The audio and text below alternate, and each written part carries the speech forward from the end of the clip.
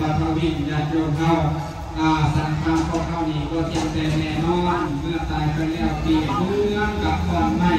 ที่กระทำดินผาน้ำผาลมผาไฟประกอบด้วยกันร่างกายเป็นร่างกายสรีระสังขารของเฮาเอาไปร่วมกายเป็นร่างกายของเฮากายเป็นจิตเขาการจะไปเพราะว่าเขาโม่เขาสีไปเมื่อใดเขาสีมืดอายุเมื่อใดญาติโยมเขาก็ว่าก็ได้เพราะว่าบางคนโอ้ยกูบาได้ญาติโยมเขาคุณสิคุณอาตามสัตตะเตสิวาญาติโยมเขาญาติเจริญพรไปโยมพ่อโยมแม่โยมอาโยมเพื่อนโยมน้องโยมว่าอยู่นี่แหละอาตมาก็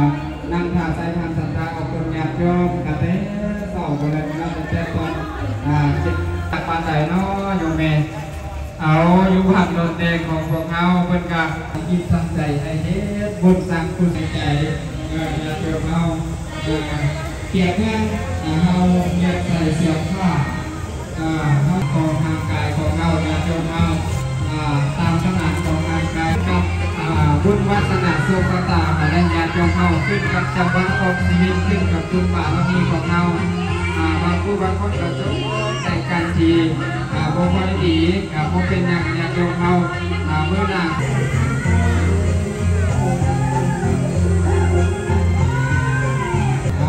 สามุงอย่างญาติโยมเรากันเองบุคคลอะไรสมุงก็คือว่าเมื่อประมาณของวันนี้แล้วเรื่องต่อกันใหม่อย่างโยม100,000 อีกเอาสาธุสาธุสาธุก่อนมาทำมาแล้วเจ้าได้เราดูครับความรักนะครับเราสมปฏิบัติเราประสบความสำเร็จความสำเร็จอย่างไรวิบัติเสยสัมปันธ์กันสัมปันธ์มาปัญหาวัตถุนี้สาธุสาธุ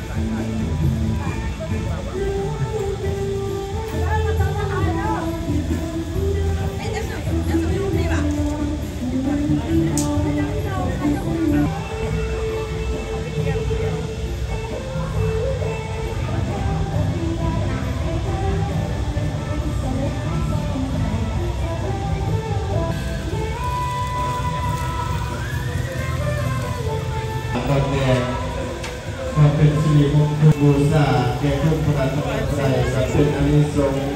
เป็นสิริมงคลแก่พวกเราอีกประการแต่มันเป็นสิริมงคลในปีใหม่ลาวเดือนที่2แม่มา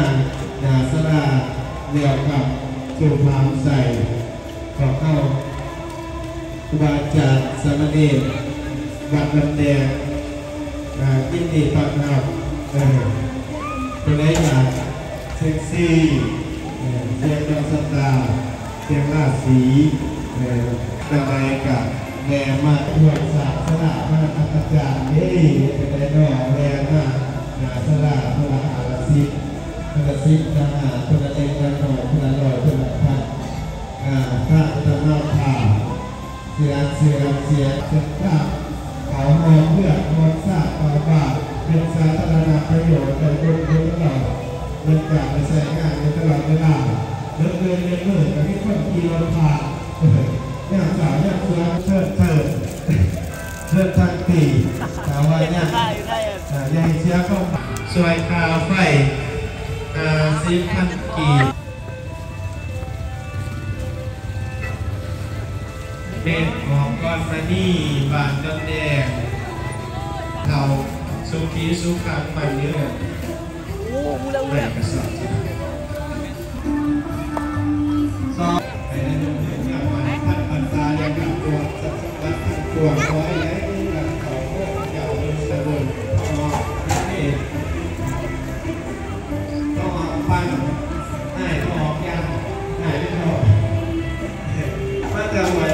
วด